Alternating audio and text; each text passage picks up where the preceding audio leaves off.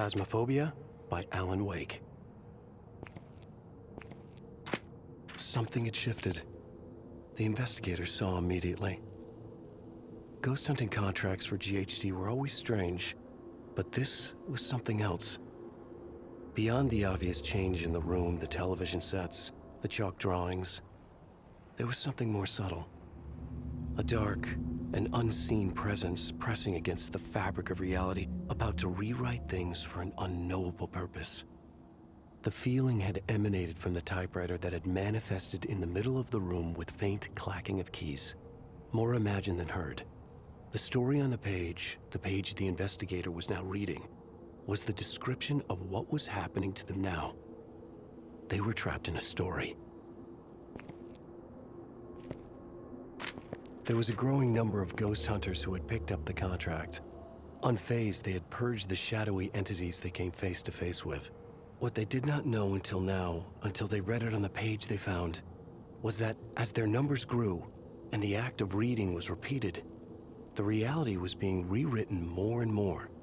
One isolated incident, someone's subjective reality, multiplied and echoed, becoming the universal truth, the actual reality. No one seemed to know whether GHD was aware that this was happening. Was this part of their plan all along, or a sinister side effect they were oblivious to? Whatever the case, they rewarded the investigators for their work with a foil ID card. A darker place seeping into this place, casting a shadow over it, overlapping it. Everywhere the investigator looked, there were signs of two worlds colliding. Glimpses into a mystery, clues that teased, out-of-place objects and signs, yet nothing that revealed it fully. It was a lure to pull you in, but the puzzle was missing too many pieces. This was a story told somewhere else, where the pages of the manuscript had been written, from where the writer of the story was desperately reaching for the light. And with that act, he was threatening to spill out the darkness of his prison. This was where the angel lamp charm also came from, where it held much more power than it ever could here. The investigator scanned the room with the UV light. As foretold on the page, an uneven spiral of words emerged, glowing in the violet dimness. Rational mind could not make sense of it. It came across as nonsense. It was the stuff that dreams are made of. And as such, it held within it great power and hidden meanings that were hopelessly lost in translation as they traveled across realities to seep out here.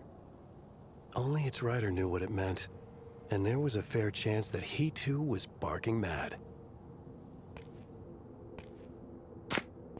Once, the handcrafted dolls had served another purpose and been involved in a case conducted by a different investigator. Now, the writer had hijacked and retconned them to serve this story. Maybe there was a deeper meaning to it, or maybe it was just a convenience of circumstances. The truth was beyond anyone's understanding.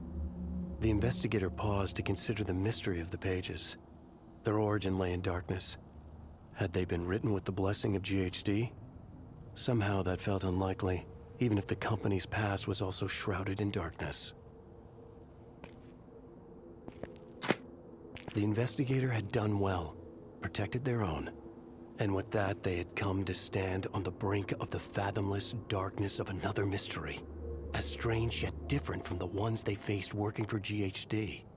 A hunger to pursue it had been incepted into the investigators' mind by the pages they had read, drawing them deeper, toward a fate as terrifying as it was wonderful. An invitation, but a warning as well, that should they pursue it, they might never be able to turn back. There was only one clue, in the middle of the title page they had found. The name of the writer hidden in the dark, beyond their reality. A writer by the name of Alan Wake.